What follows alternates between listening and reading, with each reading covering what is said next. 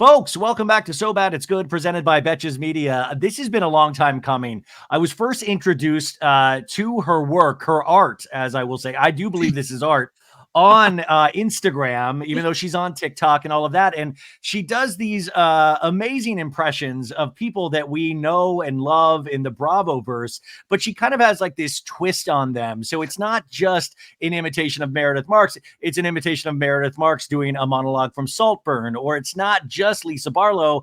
It's Lisa Barlow doing an acceptance speech from Cher when she won the Oscar back in the day. And it's really kind of just this great mashup, which is what I like to think of my show is like a giant mashup, because you would never think of Teresa Giudice singing a Lana Del Rey song, yet you are able to envision it due to her art. I'm, of course, talking about the comedian Rachael Ivy Young. You can follow her at Rachael Young Comedy. She's also, she's got a band, Jewel Rider. I was just listening to her single LA on Spotify. She also hosts Not That Late Show in Portland. It's going to be this Friday. So if you're in Portland, go hang out. But she is here today to talk all things Bravo, all things Housewives. I hate to make her like a performing monkey, but I'm going to ask her to do some impressions. So without further ado, the one, the only Rachael Ivy Young, welcome to the show. Hi, Ryan. Thank you so much. I cannot say how excited I am to be here. No, I've been wanting this to happen forever. And I will say, like, you're one of the bright spots on social media for me. And like I said in the intro, what I really love is for people to take what we love already and put a different spin on it. What was the thing that got, because I just don't know. Like, I know how my mind works, but whatever got you thinking like, hey, what if Lisa Barlow did a Shakespearean monologue? Where did that even come from? Yeah, I'm so glad you asked, because I mean, it's funny. It started with actually the first time Lisa Barlow ever ordered Taco Bell on Real Housewives of Salt Lake City. And it just struck this chord in me in so many different ways, because at first I sort of imagined the person working at Taco Bell and hearing that voice like through the intercom, ordering a cheesy gordita crunch. And I was like, something about that I just thought was so funny. And it made her more relatable to me. And it was like, oh, Lisa Barlow, Taco Bell.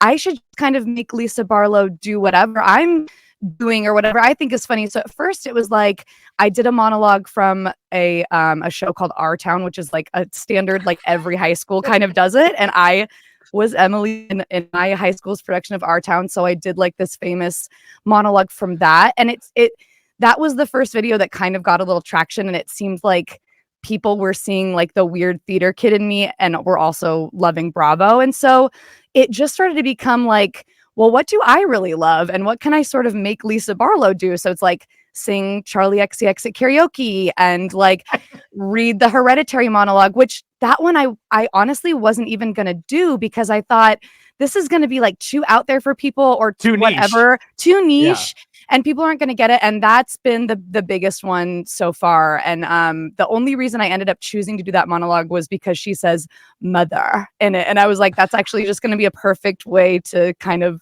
do that. So, okay. So yeah. I mean, how long have you been in Portland, and what has been your kind of path? Because when did stand-up start for you? And I always think it's funny.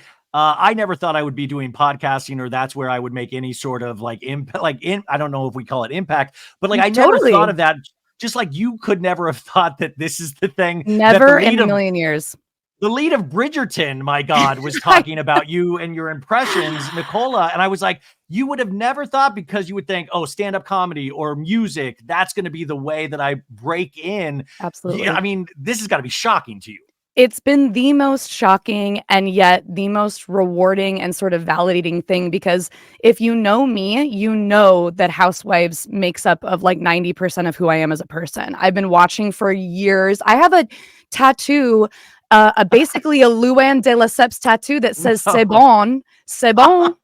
Like I am so deep in this, you know. So like, yes, I've done acting like kind of my whole life in theater, community theater and all that. I took UCB classes and all that. But it wasn't until 2019 I started doing stand-up, and I love stand-up. I think it's a lot of fun, but I don't feel that good at it. And I don't really like hang out in bars at like 10 o'clock at night on a Wednesday. It's just not my vibe. I want to be watching Real Housewives of Salt Lake City at 9 o'clock on a Wednesday.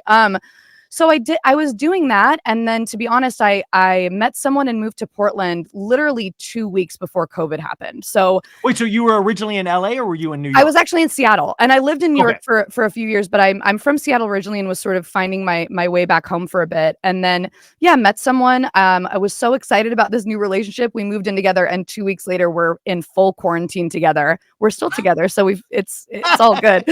But yeah, like I found myself with nothing to do. Like no, I was in a new city, so I already didn't really know anyone in the stand-up community.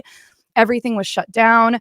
And it took me a little while, but I downloaded TikTok, as we all come to terms with the fact that it's like, yeah, I'm just going to get this app that I'm going to waste my life away on.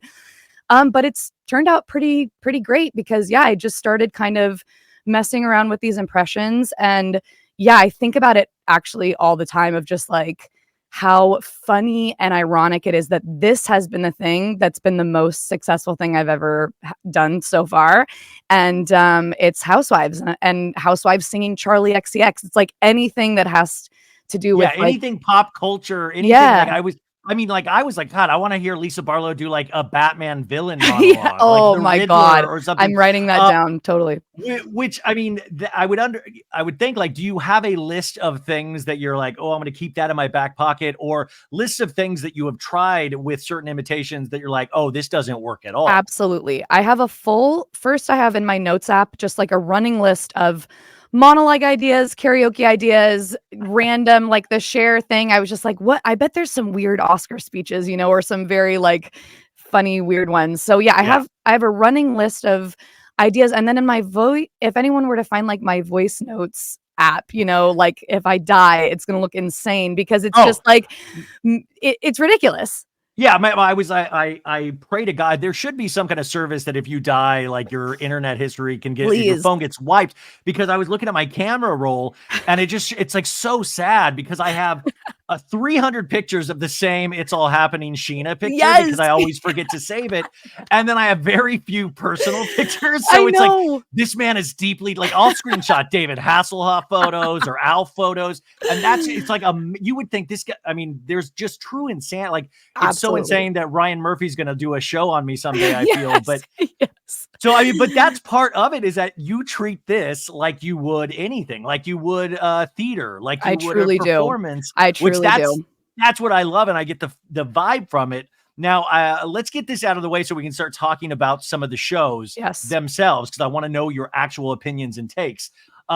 This is my horrible Lisa Barlow that I do when I do my recaps. It's like, what's going on? It's me, Lisa Barlow. How are you? So it's only the thing that I hate about myself. It's only just one variation of going lower after a low. Right. But you've got that cadence. You've got her sort of, Yeah, there's that cadence, but the specificity in which you bring to it, not to like kiss your ass too much, that is what I really, truly love, because I feel like there's that much more freedom. So when I'm going through a recap, sometimes I'm like, man, I wish I had, because she does these little specific things. I don't know. Is there a way you can give us an example of something Lisa Barlow, just to give us a taste? Absolutely. And it's, I find for some reason, for whatever, Lisa just lands on me and in my register in a way that it fits and it feels so good, and I love to do it. So so for right now, I'm kind of just like drinking a Diet Coke, and I'm really having a great time just sort of talking about me and all the things that make me so amazing and great. I love to do that.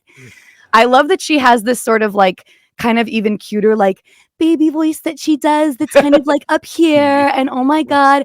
And then it's sort of like, you want a villain, Whitney? Like, I'll be your villain. Like, she's got this range, but it's all in this very warm, velvety, butterscotch kind of way that I'm obsessed with.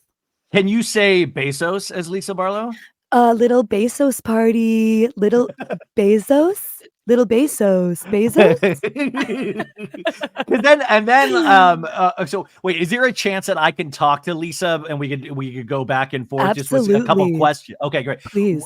Lisa, I'm such a huge fan. I just wanted to know how are you settling in with your son being gone on his mission? Little baby Jack, I'm still learning every day how to live without him and cope in Bogota, but he's having so much fun there. He's learning a lot. He's on his mission. I'm so proud of him. John is so proud of him. And I know that God is proud of him too. No, it's amazing because I know he's out there and he's really helping. But I heard recently that you said he's discovering Michelin star restaurants and he's really appreciating the barista scene, the coffee scene in Bogota. Absolutely. What I had known of the Mormon religion, and that's just basically from watching the show and Secret Lives of Mormon Wives, is that I thought you weren't allowed to just go out and do those things. And especially like you're not also supposed to ingest caffeine. Am I wrong in that? Because I know you're a huge fan of Diet Coke as well.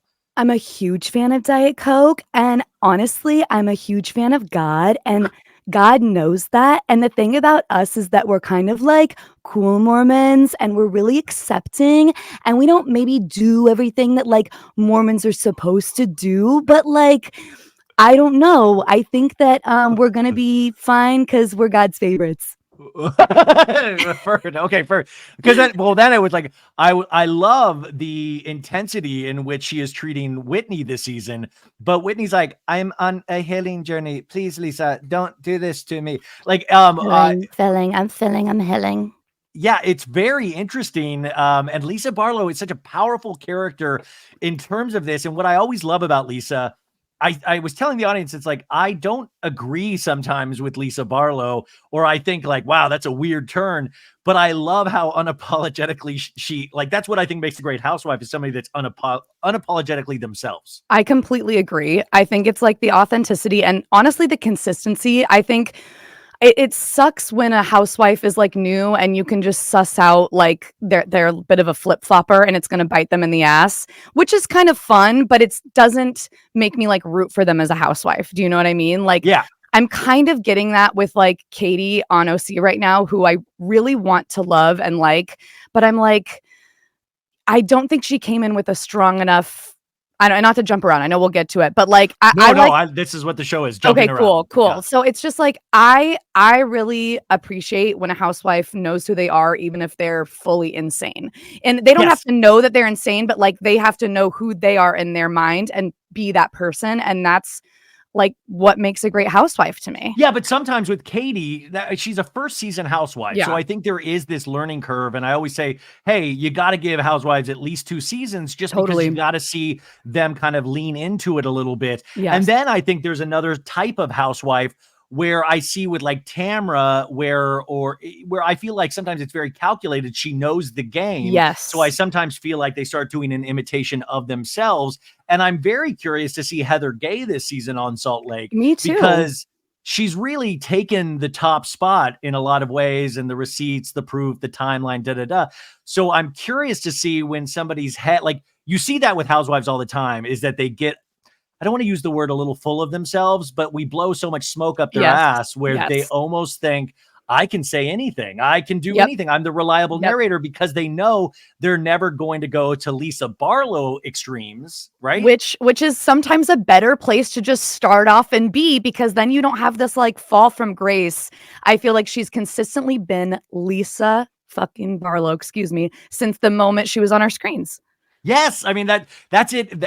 And the funny thing is, like I said, I don't agree with it half the time, but man, I so appreciate the effort. Yes. And the thing with Lisa Barlow, I also love, like, I really need to know if she's running her own social media or if somebody's doing it for her, because she is on that thing. Like, if you tweet about Lisa Barlow, she reads it and responds almost instantly. Again, like why I love her. And this is, of course, I'm so biased because I truly have appreciated that, like, she has been so sweet to me, and she has taken all of my impressions with so much just like humor and taking it so lightly. And I don't know that we can say, maybe if I would have had another impression about another housewife, that would have been the same response. You know, I could have gotten a cease and desist, you know, from anyone else. And she's been so kind and sweet and had such a like sense of humor about it that I am totally biased, but I think it's like she knows what she's doing in that sense. It's like fans want to have that kind of connection with her. And I don't think anyone's running her stuff. I think by the tweets and stuff she says, I'm like, what the hell is that? I don't even know what it means, and I love it.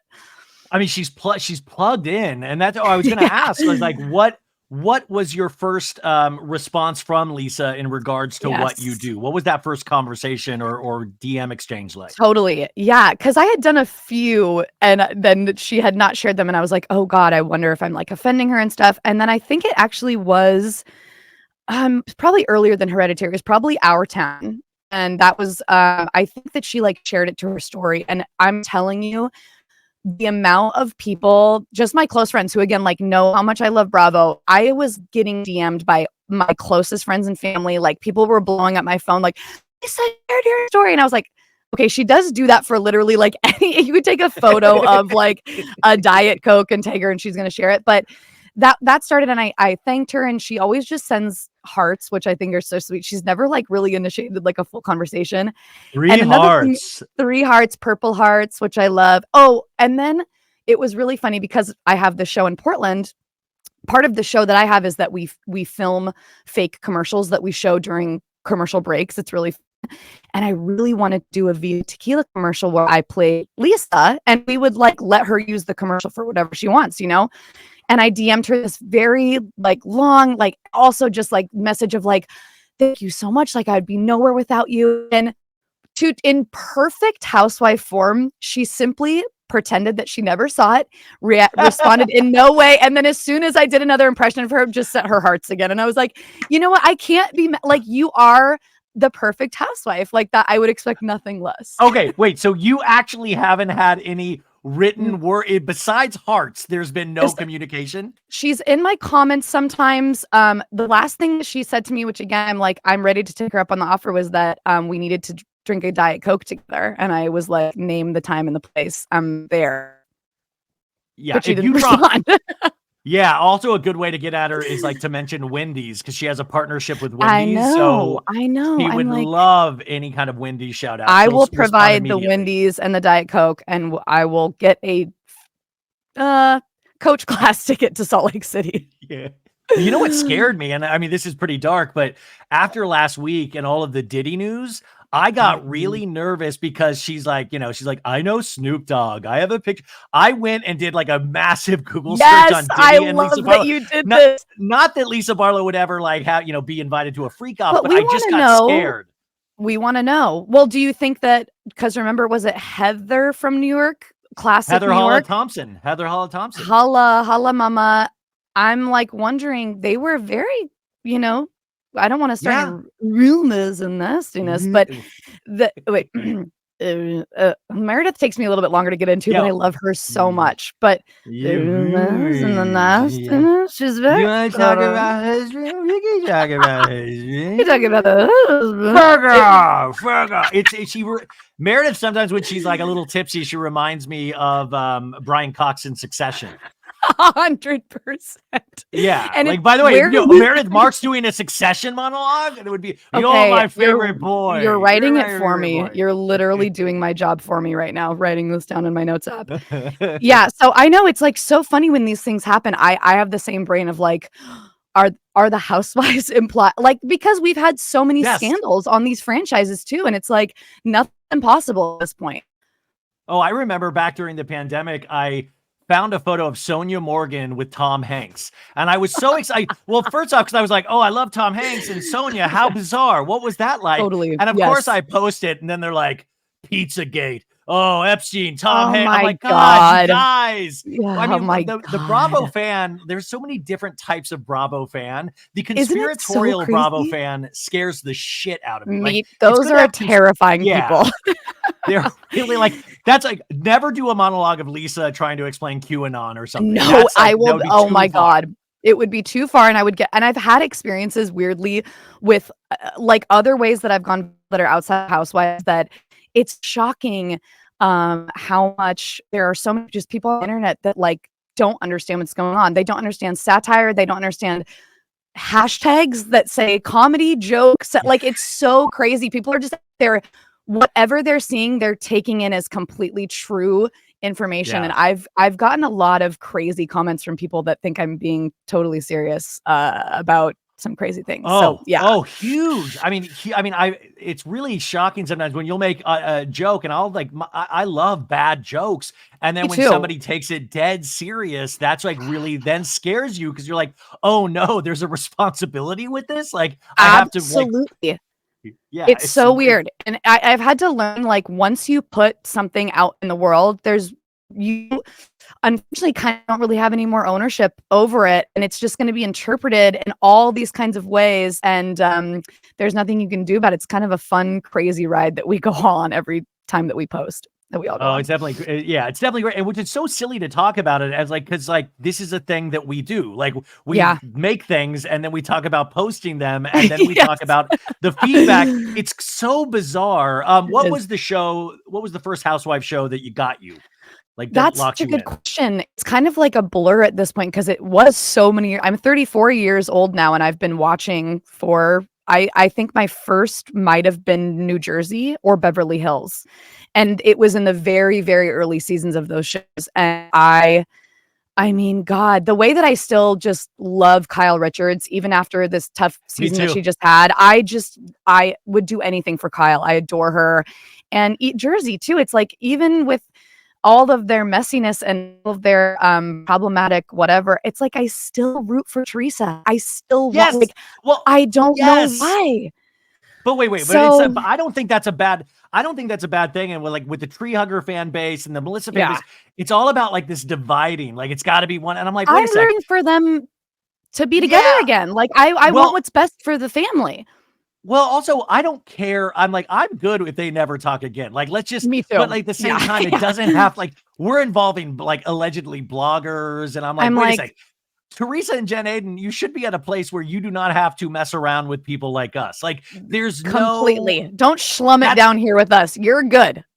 Yes. And I think that's the thing is that Teresa is she has such an impact. There would not be a Jersey the way it is without Teresa. No. But at a certain point, like I do wonder, where these shows goes in terms of like being shackled to a cast member, where at some point the show's going to continue on or has to continue on. Like Bethany Frankel used to be tied to New York. And now I wouldn't want her back at all.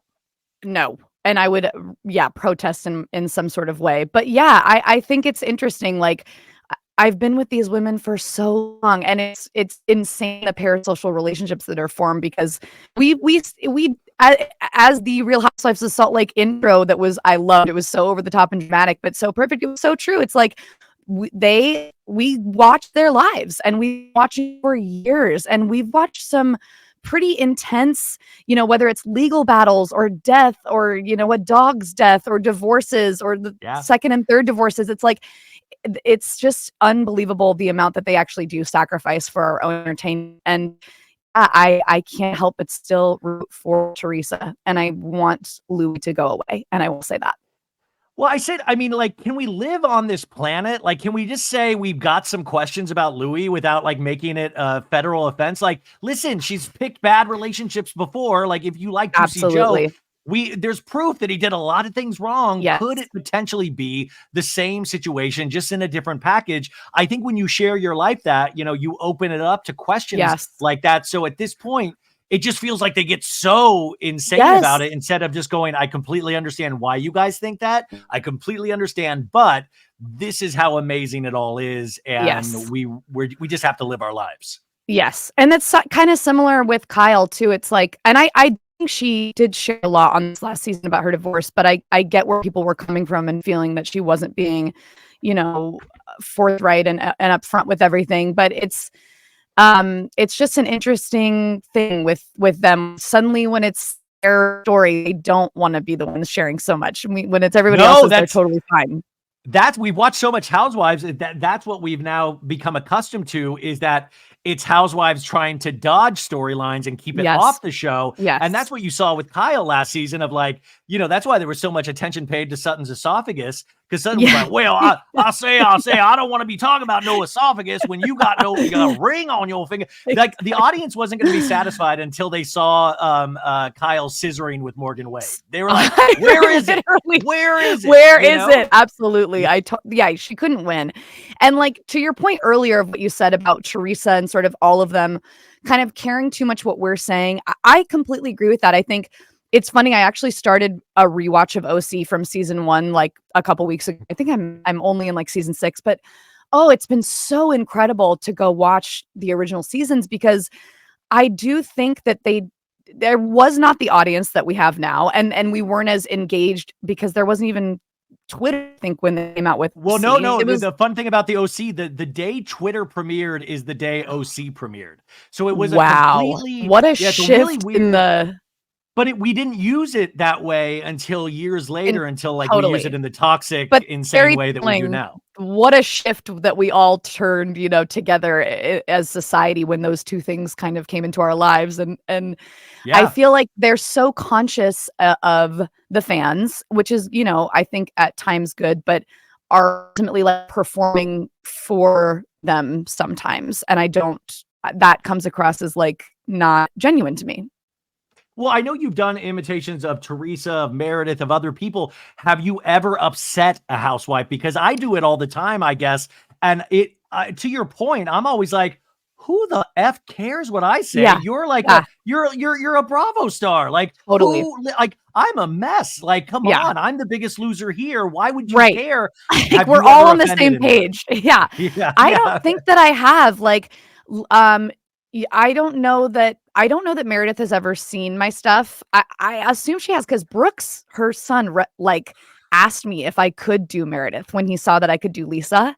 And that was the reason why I even started working on Meredith and did it. And then I never heard anything. And I was like, oh God, I've, offended someone. But I've never heard anything from Meredith or Teresa. I don't know if I can like say this, if it's going to get whatever, but I did get reached out to by someone at Access Daily, like a couple months ago, and they were going to have Teresa on. And they were like, do you mind if we show her your impression of her? And I was like, oh my God, please. Are you kidding me? Of course. And then nothing ever came from it. So I don't know if they ended up like not going with her at all or what, but I was a little afraid. I was like, I hope that she likes well, because even Teresa admits, like, and the cast would be like, sometimes it takes Teresa a day to understand what's happening. Like, and I thought, it's like, wow, what a wild thing to say about your friend is that she doesn't get it in the moment, but she needs time to process. I don't know if Meredith has ever seen my work. I mean, literally, even if she saw your work, I don't know if Meredith would have seen your work. 100%. Yeah, I don't know if she would have really got what I was going for, and that's totally fine. But yeah, I didn't want like Bo Dietl coming after me after my Access Daily thing, so maybe it was better that it got cut. Wait, you have please tell me you have a Bo Dietl imitation. That would be great. Oh my God. I'm going to get your ass. I'm going to get it. Yeah.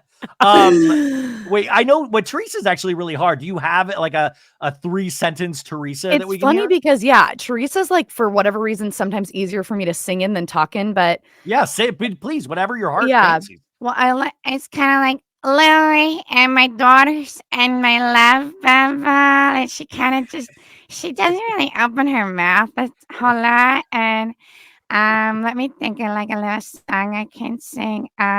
What's the Lana Del Rey one that I did? Oh yeah. Was it Summertime Sadness? Yes. I got a summertime sadness. Summertime. The only reason I did that one is because the song starts with "Oh my God," and for whatever reason, whenever I hear that phrase, which is actually kind of a lot, all I can hear Teresa, oh my God. So it was like, oh my God, I feel it in the. It was just like that. These things start because I just start walking around my home doing them, and then eventually I film them on TikTok. What is the most fun for you to do? Like, what is the one where you're like, you just keep doing it to yourself? Lisa. It's just so easy, and it really does feel so good. And the way that she talks is so different. It's iconic, and I feel like she knows that it is. And I feel very at home in a weird, scary way, with Miss Lisa Barlow. Well, she was on the virtual reality podcast with our friends Evan and Danny last week, and she sang a bit of Taylor Swift's Fortnite and then gave a shout out to Post Malone, saying she's a huge Post Malone fan, which of course Lisa Barlow loves Posty. Is there any songs that you can do with Lisa Barlow's voice? I would love to actually premiere a little remix I've been working on for you as Lisa Barlow. Oh my, this would be huge. This is huge for the show. A world premiere. Yeah. It's a very popular song right now. Okay. Now he's thinking about me every night. Oh, isn't that sweet? I guess so. Say you can't sleep, baby. I know that's that me Diet Coke. That's amazing. Did you like it? Wow. Lisa, you're so talented. It's Thank you. Really insane. Multifaceted. Oh my God. This is so, I mean, now I think the goal is to get you guys in the same room. Like that's my personal goal. Oh, you're preaching to the choir. Yeah. And if you don't think I've been tagging Bravo, Watch What Happens Live, Andy Cohen, like I'm ready to bartend in the clubhouse. I know Lisa was just there. Andrea Lopez, is that yes, her name? Yes. Oh, like, yes. We should have you for Lisa Barlow. That would be amazing. You. Let's get this campaign rolling. I'm ready to go.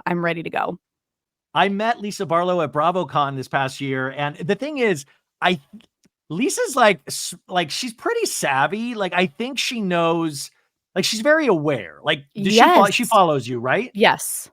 No, see, she doesn't follow me, but she's like reposted things of mine and stuff like that. And I think, because I know she's not dumb, is I think I've offended her somewhere along the line. And I think she knows clocked that. Well, she's clocked that, but at the same time, I don't know if that's just narcissistic of me, but I will say, how do you interact with all these other people and follow them? But I don't know. It's why. But I was talking to her at BravoCon, and I think there was just this interesting moment where I was like, "There's something she knows who I don't." But then John was like such a normal, amazing dude talking about normal. Yeah, it's that I'm like, how is this? How does this work? Like, how does this? Or maybe that's why it works because it's so different, and Lisa loves that spotlight so much. Yes. That's what's so interesting to me too. Like it's so funny to me that they appear kind of normal, and my interactions with her have been so normal and so like self-aware seemingly, when that is not a housewife. That is not what we look for. That's not, like we said, I think she is just really being her authentic self, as wild as that may be. Well, you mentioned the opening of the premiere of Salt Lake City and how intense it was. And I personally loved it because I love when they shoot for the moon and do something crazy. Me too. And this made it seem like Yellow Jackets, like with the craft. And I was like, I was like, wait a sec, did you guys kill somebody? Like, it's like, literally. They're like, we will always have each other's back. Secrets like this last forever. And I'm like, wait, what is going on? And where are the bodies buried? Yeah, you're just fucking housewives. Wait, somebody made a troll account of you. Is this what we're talking about? The troll account? Like, like there's got to be something else happening. And and then I had people in my comments going, I hated that opening. And it took itself so seriously. But that's why I loved it. Because I love when they take themselves so seriously. Especially on these things that are so deeply unserious. What is better than taking something like Reality Von Tease, which is the craziest name for the craziest thing ever, and then giving it this sort of Kubrick level intro. I was like, yes, this is what I want. This is how I live my life. I think I always call it like Salt Lake has like a David Lynch quality to it, totally. Where I'm like, this is so like, it's like David Lynch if he wanted to go for a comedy, but it's still completely bizarre. I don't know if I can't even prove to you that they're listening to each other. Like, I know. Like, even Lisa in this episode, she's like, Whitney, I heard you on the podcast. And she's like, Lisa, what did I say specifically? And I don't think Lisa heard it. I think Lisa was told that Whitney said something. 1,000%. Had nothing which is so perfect. I know. It's like you cannot write that. Like a writer would be like, oh, like that wouldn't make any sense for her to say I listened to the podcast and it's like in the Housewives, it makes actually perfect sense. Like, oh my God. Have you ever thought of that? You come from like a acting writing background. Yes. I remember back in the day, I used to have, I'm not a great writer, but I always wanted to write a Housewives spec script. Where you just write an episode, like just write an episode, and like I was like back in the day of Atlanta and like old RHONY, we're like, or like the RHONY cast meets the Cloverfield monster. Like imagine the RHONY cast and the Cloverfield monster attacks New York. and how they all would respond to it. Yes, that's like an incredible writing and acting exercise, if nothing else. And I did you watch any of like the Hot Wives shows? Yes, on that was it Hulu Hulu that wound up on? Yeah. Yes, With which Casey I and love those. Yeah, fantastic. So I mean, yeah, and I still even think as fun as those are and how great as those are, it's like they can't come close to the real thing because nothing that we can even conceptualize. It's like the housewives will even this week, Tamara, like being in the concrete next to the pool. I was like, okay, like now that's happening on our television. Now Tamara's just pissing on the concrete. Like it was just. See, this is a product of our like where we're at as society because that happened. And I was like, we are so desensitized to it where we're like, yeah, of course Tamara pissed on concrete. Like, and then I was like, why wasn't it poop? Why didn't she poop on the concrete? Absolutely. Like, why didn't she go farther? And we're almost there. I'm sure like maybe this season of New York or something. But yeah, I've always felt these shows are completely holding up a mirror to society, obviously. And anyone that has tried to trash them, I'm like, well, then you should be upset with yourself because this is absolutely a reflection of who we are as a people and what we find entertaining for sure. Oh my God. I go so hard on Tamara and I just found out I bet this gets canceled, but I think I have to talk to her on Thursday or I get to talk to her. And I'm like, how do you even approach an interview where I'm like, maybe she'll just let me be frank and go, hey, this is what I'm seeing. Like, what are you like? I'm like, hey, listen, I'm scared for you. I'm scared for me too. In fact, I probably shouldn't have just said this, but I'm very interested to see how that goes. Now, what did you think overall of the premiere episode of Salt Lake City? Take away that opening, what you thought of it. I loved it. I was so thrilled and excited. I really feel like we have a good season. And I was very kind of nervous going in after this whole season of Reality Von Tease. And it really kind of, I felt it was like a resurgence or a new audience that was brought in of Housewives fans because of that season. And it was so explosive and it was, you know, Charlie XCX is talking about it. So it really like put it on the map a little bit more. Wait, I didn't see that. Did Charlie XCX talk about Salt Lake? Charlie loves Salt Lake. Charlie was actually a fan of Monica because she loves the mess, obviously. So she wanted Monica to come back on. And I actually did a Lisa Barlow singing Charlie as karaoke and Charlie reposted it, which made my entire life. She's like my number one and has been for years.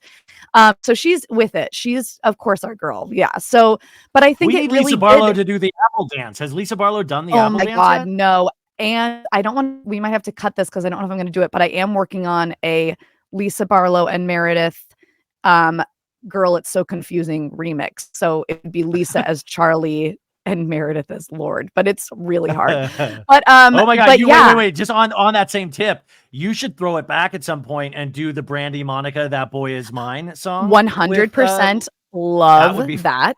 I also really want to do like Lisa. I'm trying, of course, like I'm such a like entrepreneur, if I'm going to use Housewives terminology, but like I'm like I got to do like a Lisa doing a Luann song. Like I got to do like Lisa doing, because then I get like the crossover of both of them sharing it. So yeah, I've got big plans there. I wish you knew how, or you got to do Lisa doing Good as Gold or something, because Sheena would share that immediately. Sheena would immediately share that. Okay, I gotta write that. Maybe don't do. I gotta give you some kickback. Maybe don't do a Tom Sandoval song. I don't even know if there's like a real noticeable. There's no originals. You know that there's no originals. Yeah. No, he did Superstar. That's not true. Superstar was a song he released. You know what? And I had really blocked that out and sort of pushed it way back into the dark part of my brain. So I have a kind of funny Tom Sandoval story, if we can switch it up a little bit too. Yes, please. Okay. So I live in a house with my boyfriend and our two roommates, and I got them all into everything Bravo because I'm like, if I'm living here, this is what's on television. I'm watching old seasons, I'm concurrent, like everything. And we had this trip to Vegas planned for months. We had been watching Vanderpump all the way from, beginning to now. And they go to Vegas all the time on that show. And we kept joking, we're going to see them in Vegas. We're going to see them in Vegas, blah, blah. So we're in Vegas. We're waiting for a cab outside of New York. And I have to say, I'm on a full tab of LSD. And I see these two people from the backs of their heads. I see them and I go, those are the Toms. And my boyfriend looks at me. My boyfriend looks at me and it's like we're reading each other's minds. He goes, I go, those are the Toms. They're right there. And this is pre Rachael, pre Raquel, pre Scandival. And I walk up to them, and you can cut all this. Like, I don't even know if they're going to sue me, but basically, I will say Tom Sandoval was peppy. His eyes were very wide. He had a lot of energy. I don't know that what's up, dude? Dude, what's up, dude? Do you like the show? That's so cool. He was licking his lips, looking me up and down. I'm not joking. The first thing I texted my friend was like, he's cheating on Ariana. I'm not joking. And this is all free because he was putting it on so thick. And I was like, you guys, I don't want to blow up here. He's a really big fan of the show. We took some photos. It was it. But it was I immediately was like, that's it. And it was Tom right after his news of Katie and his divorce. And to be honest, he did look kind of sad. He did, but he always looks sad. That's his like greatest hit is Schwartz looking sad. Like, 100%. Oh, I'm not a bad guy. Can I get a hug? Would you be nice to my friend? He totally was giving that vibe, and Tom was giving Molly, I would say, if nothing else, or something was going on.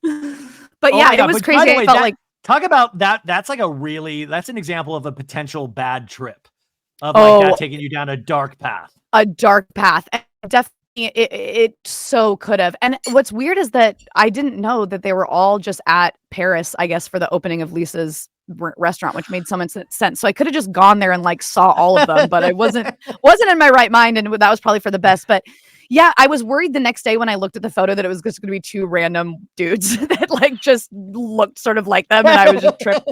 But unluckily it was them. Oh my God, that's amazing. Well, I mean, I know we're skipping all around, but Vanderpump Rules, where are you at with Vanderpump? Because they're like, is it going to come back? Which, by the way, it's like, of course it's going to come back. It's like a moneymaker.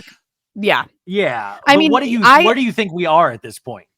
That's such a good question. I feel like for me, I'm like not the right person to ask, because it's like when it comes to Bravo and the shows that I already watch and love, I'll watch every moment of them, even if I don't like them. There was like one season of OC that I dipped out on because it was like COVID and weird, and I was like, I can't do this right now. But everything else I will watch every frame of. So whatever they do with Vanderpump, I'm front and center. But I think it might. I just don't know where they go from here. I don't know. I'm way more into the Valley and think that's so much more interesting and fun. And they're bringing everybody back. I hear the original cast is just going to be back for Vanderpump too. Allegedly, I mean that's what everybody is. I mean that's what I'm hearing, including Ariana, but that's crazy to me. Well, I feel like I always like compare it to like it's like an actual haunted house. Like they are shackled to Sir. Like they can't escape. It's like that alley. What's that Hotel California lyric? Like you can check out, but you can never leave. Like, that is them in the back alley of Sir. Yes, like that. And by the way, that's kind of what we want from them as well. Is like you can never leave, and unless you go to the Valley. And now the Valley. What is your take on Jax as a character?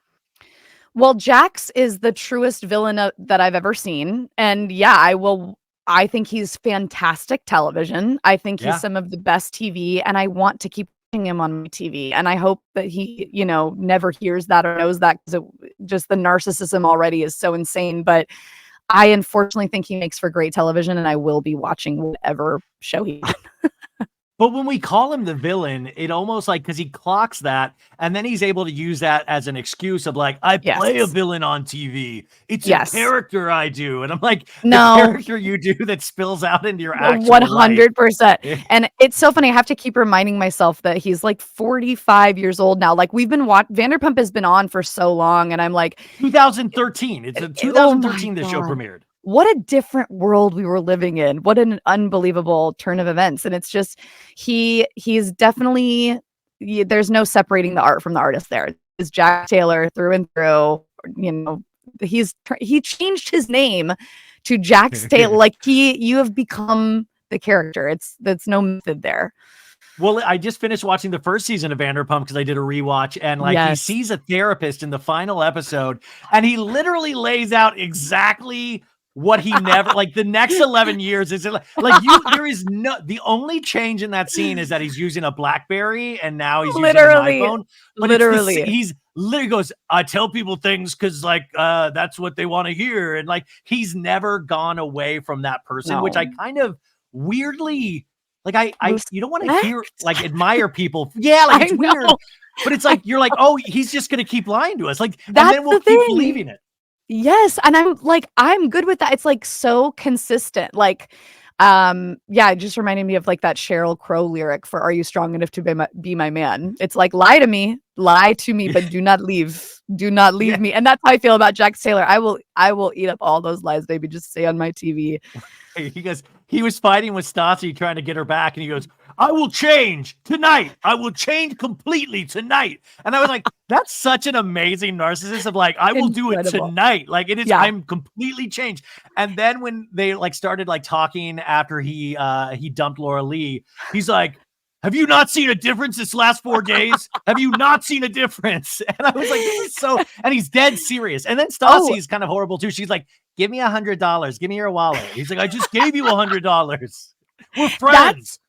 That is exactly what I was watching as my frontal lobe was still developing. Thank God. I mean, it's like you cannot create these characters. Like there's nothing. They're just too pure, insane, and narcissistic. It's great television. What did you think about like the artist formerly known as Rachel Leviss, and kind of her path after this? Because she's, you know, for somebody that was talking about the trappings of reality TV, she definitely seems like she wants to be trapped now, because now she's commenting on people she wasn't even in the cast with, talking about Jax's mental health. And like, what is your take on Rachel and where Rachel is?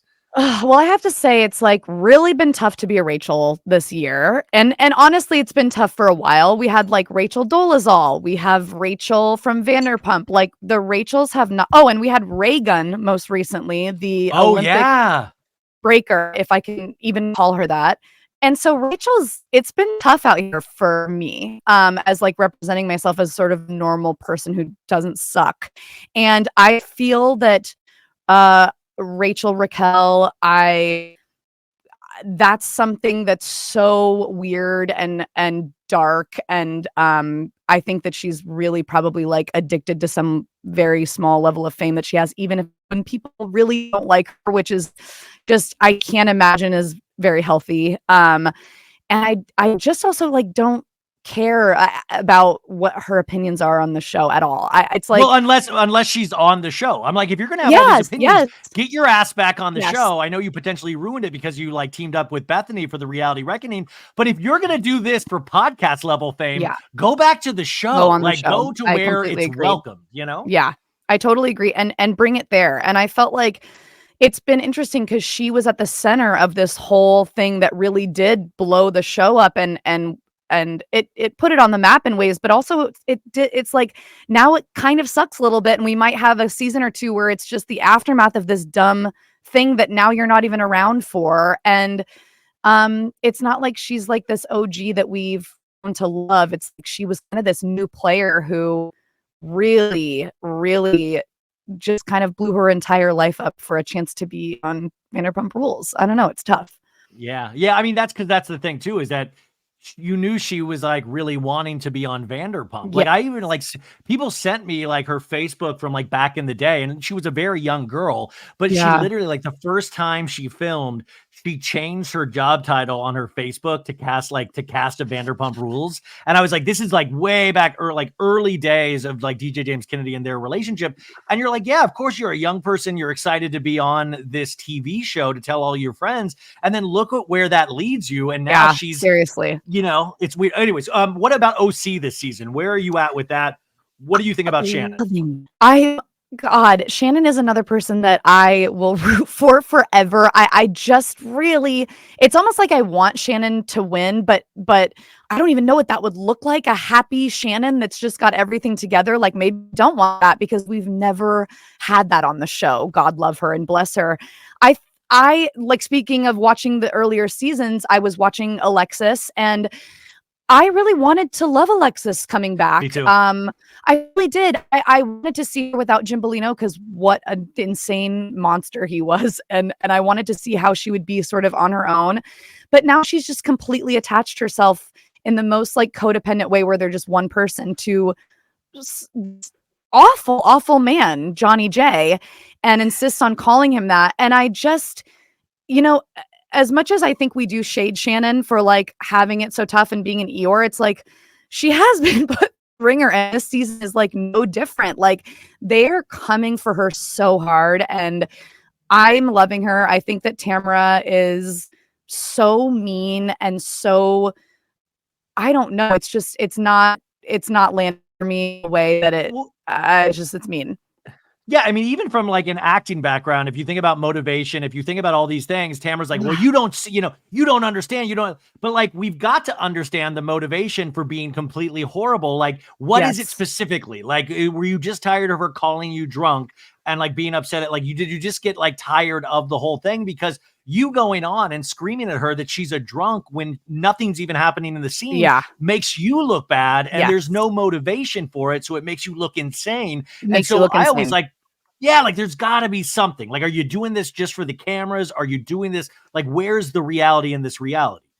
Yeah, I think she's, back on the show, and she's been, put on hiatus before and come back. And I think that every housewife that has been on hiatus and come back sorts of comes out, arms swinging, guns blaring, because they don't want to be fired again or be let go again. So it's like, I get what she's trying to do, but that's another way that it feels inauthentic, is because it feels like she's just trying to play the game of housewives of like starting fights and that, but it's just landing in a way. Yeah. Like, where's the motivation for this? Like, what's going on? And it seems like it might just be to like stay on the show.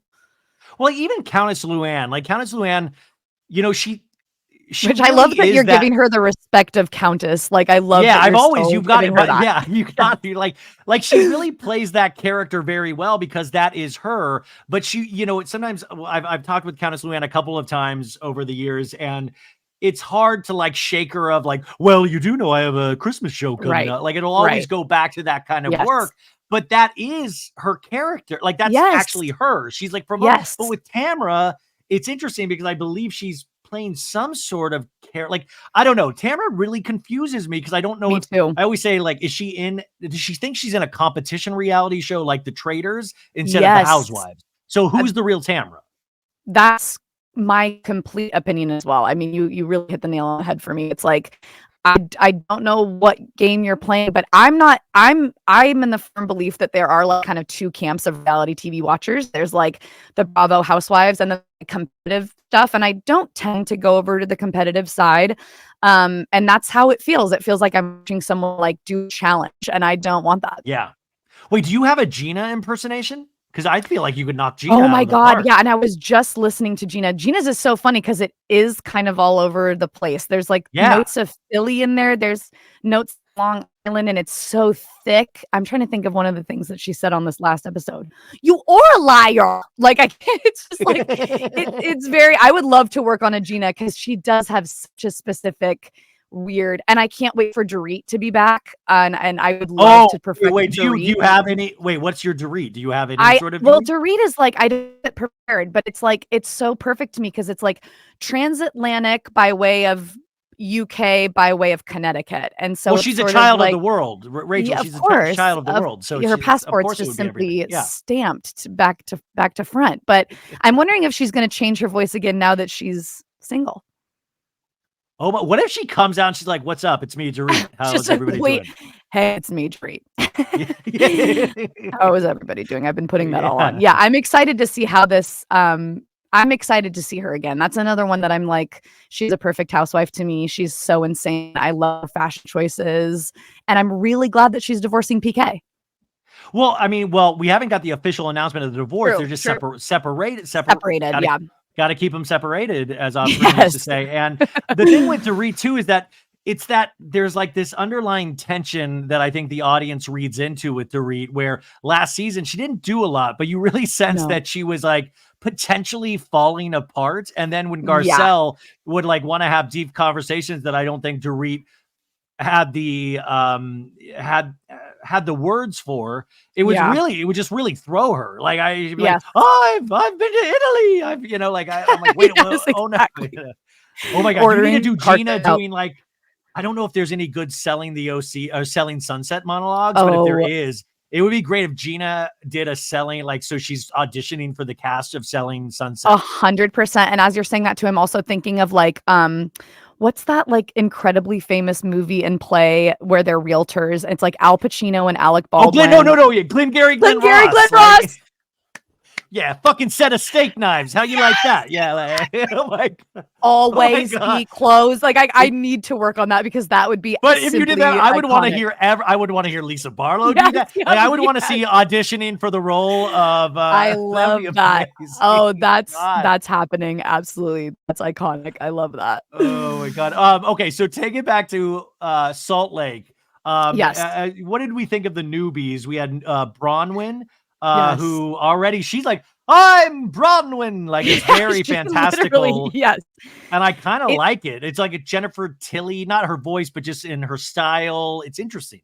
I totally agree. I really like Bronwyn so far. I love that she just came out in such a big way, and I feel like I'm wondering like her fashion choices and her love of, I'm like, why are you living in Salt Lake? I can't imagine that anyone else other than Mary Crosby is walking around like looking like that. But I think it's so cool. I was a little concerned with her age gap with her husband when I was trying to do the math of how old their daughter was and how old she must have, like, I was like beautiful minding it and the numbers were all appearing in front of me. And I was like, I think she was like 21 and he was 36, which I think is gross. Like, they seem happy and she's got kids and they seem great. But I really like Bronwyn. I felt terrible in a great way for the other new, what was her name? Sarah? I can't remember. Well, I think it was Brittany and Melly. Yes, Brittany. So Brittany was the one that sat down and implemented the costume. Yeah, right? and also like told Mary that she used to put rolls in her purse. That was and Mary was like, well, that can't be true because you don't have a purse when you were a kid. And I was like, that's kind of true. She nailed it. And that's why we needed Mary on the show. It's because it's like, I love the way her mind works. It's so beautiful, brilliant, and so weird. And I love that. And I felt so funny that it was like everything she was saying, Brittany, she was just digging her hole like a little bit deeper. It was like she could not stop putting her foot in her mouth. And I really enjoyed that. Yeah, if you can get away from Mary's potential being like a cult leader and the grandpa thing, like she really does, like she really nailed it in this first episode. And it shows you how forgetful the Bravo audiences are because like they came down on Mary and now they're like, she killed it. Amazing. This is just what I love though. It's like we can compartmentalize, which I think is a great skill to have. So we do that with all of our girls. It's like we know how they actually are and we're able to just simply ignore that and show up, which I think is a great skill. And many doctors have it. So that's good. And I think also it teaches us that like, I mean, I can go from like loving a housewife and thinking that she is queen. And then the next episode being like, I cannot believe she just did that. I will never forgive her. I think it really does teach like the complexities of sort of our own relationships with one another and ourselves. Totally. What did you think about all of them ganging up on Whitney at the end for different things?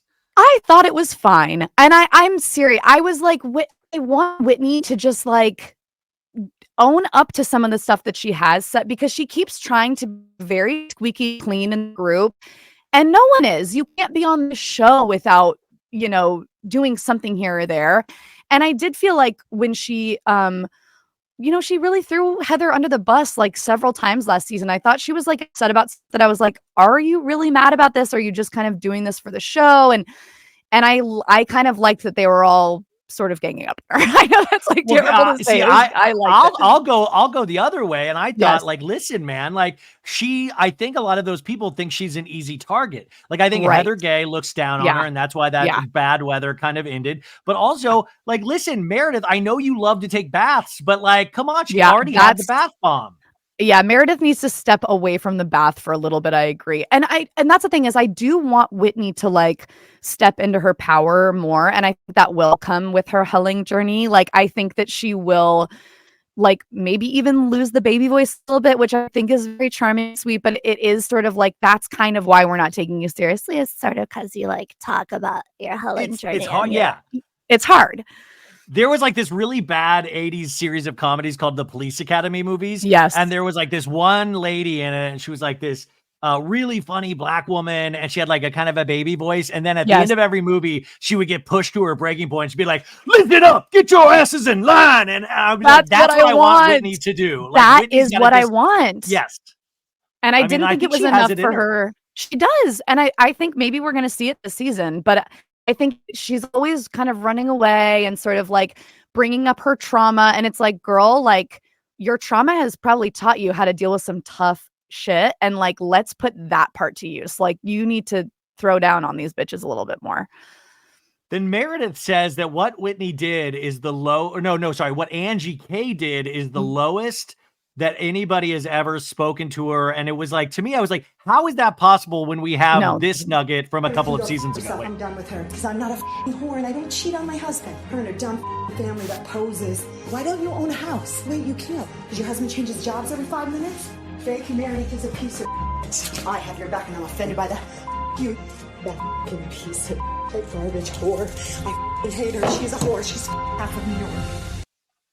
So that Lisa Barlow in an epic rant 2 seasons ago said this, and Meredith was like, Angie K, the worst thing that anybody's ever said about me. I'm like, how is that possible? You were literally called a garbage whore. That is like, truly, that is on the echelon of like things to be called. That is one of the worst possible things that you could call someone. Have you ever done that monologue as Lisa? No, but I would love. Or no. Well, I didn't know if that was like too much. I was like, no, I don't like to do the actual words they say in the show. Is like, it's almost like that's like too much of like peeking behind the curtain almost. But I do have written down in my notes, and I actually transcribed this one myself, was I would like to do the what's her name?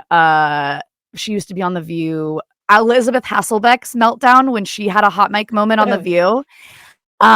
She's like so pissed at Barbara Walters. I will be doing that one, and it did take me some time to transcribe that one. So I hope that everyone likes it. But I like the idea of doing like other hot mic moments, because it's just and that's what I love about like some of the monologues. Like they're like these really classic texts or from these very, you know, movies that we know and love, but out of context they can truly sound like housewives confessionals or like housewives confrontationals between each other. It's so funny. Oh my God, you should look into the Christian Bale hot mic moment from the set of Terminator Salvation. Where he was like, hot mic moment. He's like, I'm fucking like, I'm looking at you, man. You got to be a professional. Fucking lights. I'm trying to do a fucking take, and you're just in the background. Like, I love and like the Alec Baldwin voicemail. Remember that one where he calls? Fucking you pig. You're a pig. Or consider the source. When Alec Baldwin was like, consider the source. Consider the source. There's so many hot mic moments to choose from. I know I've taken up so much of your time, but I would be remiss if I didn't ask you about Summer House really quickly. Yes. Because we have this next season is already filmed. Yes. I was talking to Sarah Heron from Us Weekly. She talked to Paige this past week, and she said that Jesse Solomon might be the one that has the most to answer for this season, which I don't know what it necessarily means. What is your take on this past season of Summer House? Where did you land with Lindsay and Carl? Yes, I'm so glad you asked, because I feel like I have like a controversial summer take, which is that I was completely unequivocally on Carl's side. Wow. I really felt like, and I will say I watched I topped on very late to Summer House, so I was watching all the seasons leading up to the Lindsay and Carl season. Like I ended up being like 2 weeks behind everyone learning about Lindsay and Carl because I was catching up. And so I think that did kind of like paint a different picture for me, because I was within 2 weeks binging this show. So I'm watching it all happen, and just watching Carl lose his brother and then go on this like sobriety journey and really like want to turn his life really around and want to be better and do better. And I think, yes, he was definitely still running from something when he got into his relationship with Lindsay. But I just felt like she really just couldn't handle that he didn't want to drink and would take it like personally when she did. And to be honest, she gets hammered, as we've seen every day from morning, noon till night. And I say that with all the love in the world, but it was sort of, this is never going to work. It's going to implode. And I felt like she really tried to make it seem like Carl was like evil. And I just felt like, I don't think that he is. I think he actually is scared to break up with you. And I think, you know, he doesn't have great boundaries and this isn't a good relationship, and anyone could see that. I think it was so weird when she tried to paint the picture of like, I'm so blindsided by this. It was like, you're the only one in America that's blindsided by this, because we're all watching you guys fight every week in these like horrible fights that are not just bickering. It's like that was the relationship. So I'm rooting for Lindsay. I'm glad that she's pregnant. I think that she wanted to be a mom. I think that's great. I don't think they were good together at all. And I think that I felt bad for Carl. I felt like people really ganged up on him and like really treated him like he was this very like manipulative, conniving kind of person. I just don't get that vibe. Well, I mean, I think two things can be true at once. Is that like, you know, I think that Carl had made, I mean, listen, I think Carl shouldn't have obviously rushed into a relationship when he was still working on his sobriety, because he was still learning who he was without alcohol and drugs. So I think you change a lot during that process. And I think part of that was him going, what does a normal life look like? And that normal life looks like somebody that goes and gets married. Now, I think he realized probably a little earlier than he's letting on that there was some real issues here. And I think he was scared of Lindsay. I think he was scared of her. And I think there are elements in which I believe he did, like all housewives do, I think, kind of planned a certain thing. He was very aware. One of the most powerful things was when he was talking to Amanda and Kyle and he said, you know, and he made a motion to the cameras and it pulled back and we saw the three cameramen in there. Which I love when they do that. I love when they do that. Yeah, totally. I think he would never admit it, but yeah, of course. I feel at that point you're arguing a case because you realize, oh, I'm going to not be with this person. But I think he was almost trying to get her to do it.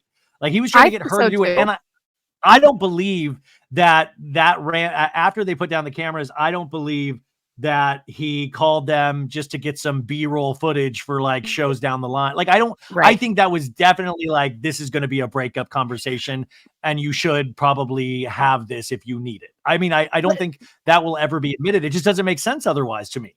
And I agree with all of that, but don't you also think that Lindsay would have wanted it that way? I can't imagine a world in which Lindsay doesn't want to be on TV for literally any moment, even if it's her fiance breaking up with her. I think that like they're both just as guilty of it, but both will never admit it. And I think she saw it as an opportunity to really be like, I can't believe you did this thing to me, and like make that her kind of way to try and be less of a villain in the story, or like just come out looking like she did nothing wrong.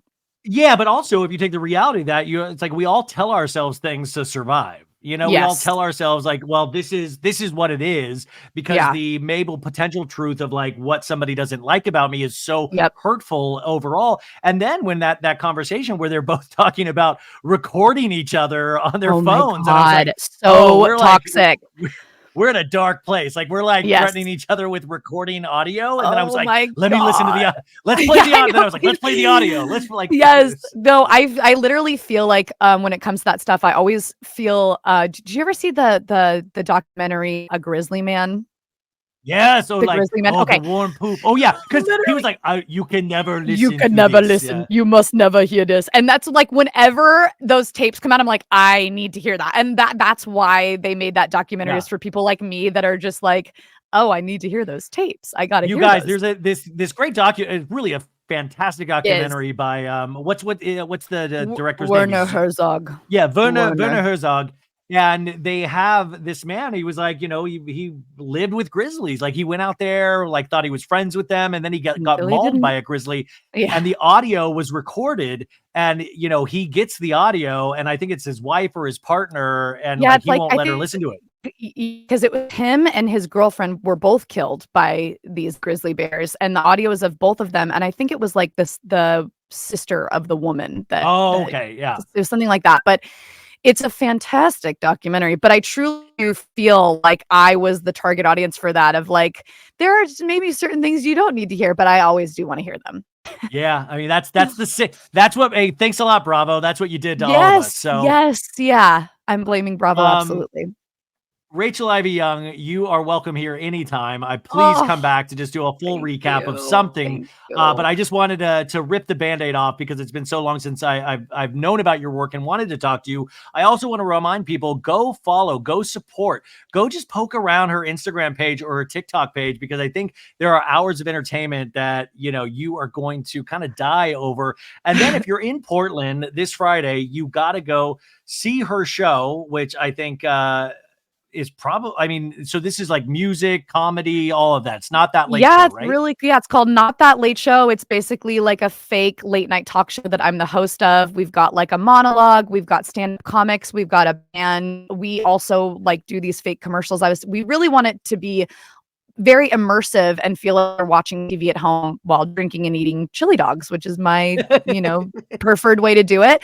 And it's a really fun time. We have an early show at 7 and a late show at 9:30. So I'd love to see you there. two of these shows in a night? Yeah, baby. Yeah. It's so much fun. If it wasn't the funnest thing in the world, I think I would be dead by now, but it's so much fun.